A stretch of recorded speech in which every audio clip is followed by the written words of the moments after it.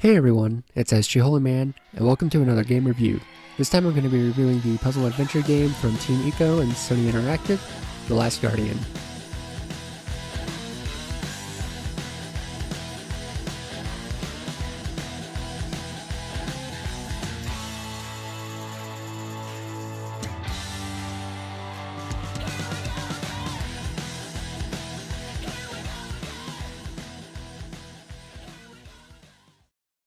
The main selling point of the game is definitely its story, and the bond that's formed between the boy and the beast Trico, and the guys at Team Eco did a really good job of making Trico feel like an actual animal with just some of the small things they added in, like him stretching out his legs when he gets into a big field, or just like him playing with a chain that's like hanging from a wall and stuff. It's just little details that really bring him to life. The main story of the game is that you just wake up in a cave with Trico, and you have to bond together and learn to trust each other to try and make it through this mysterious place. And the place that I'm talking about is absolutely gorgeous. The outside environments are huge and they're beautiful, and I also liked the runes whenever you go like inside a building, but I just wish you would have spent more time outside. And while I've been talking a lot of positives, the one main complaint that I have that really hurts all of this is that the game suffers from huge frame rate dips. It's not a lot, but it does happen enough where it can take you out of it, and it will actually hamper your gameplay experience. And I feel like part of that is just the overall scale and ambition of the game, because this is actually a very ambitious game, but I feel like it was just a little too ambitious that it couldn't quite fit on the PS4. I've heard that if you have a PS4 Pro, that you'll actually have a better experience, but since I just have the base PS4, I had to deal with the frame rate.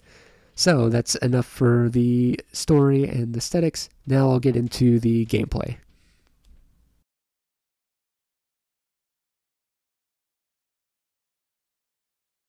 The main gameplay that you're going to be doing in this game is solving environmental puzzles, and most of them are good. There's 2 or 3 that I ran into that took me about 30 to 45 minutes to figure out, and part of that was just due to there's not enough environmental clues in the area to really clue you into what you're supposed to do next.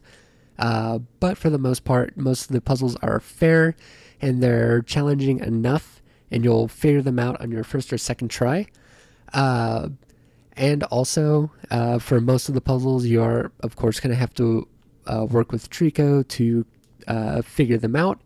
And the bond that you form with Trico throughout the gameplay experience really ties back into what you're trying, the story that the game is trying to tell. Sorry.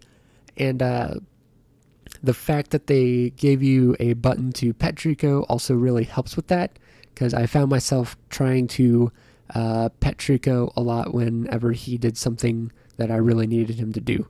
So that was just a nice little touch that they did. With all that being said, your biggest enemy in the game is going to be the control scheme and the camera. The controls in the game feel like a PS2 game, and that's not in the good way.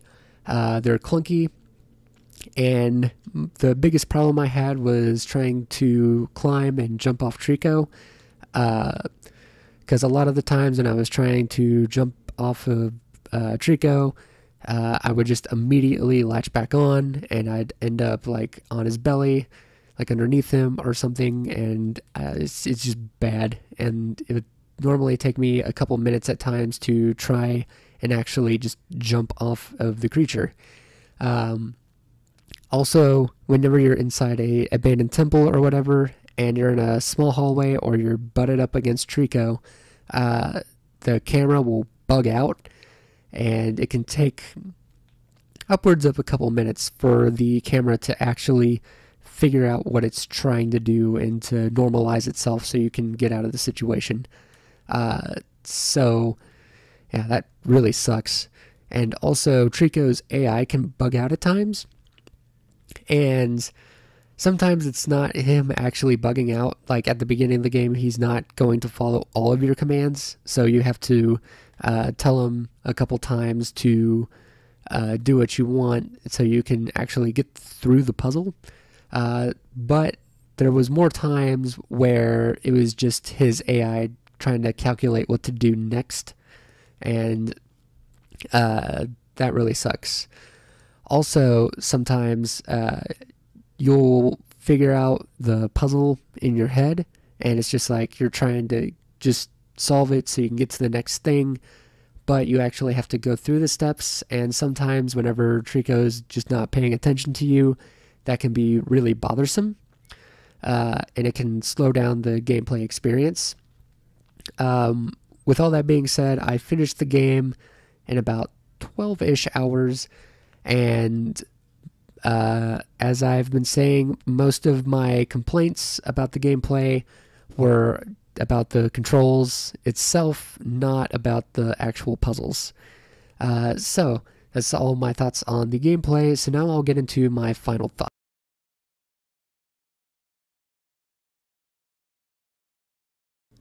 The Last Guardian is an okay game bordering on a good game.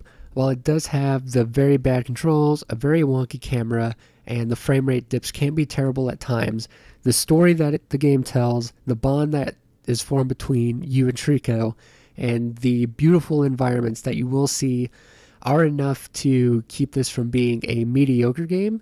And if you have the patience to put up with all the bad that I talked about, this is one of the more unique experiences you'll have this year, and I would actually recommend picking this up at a discount.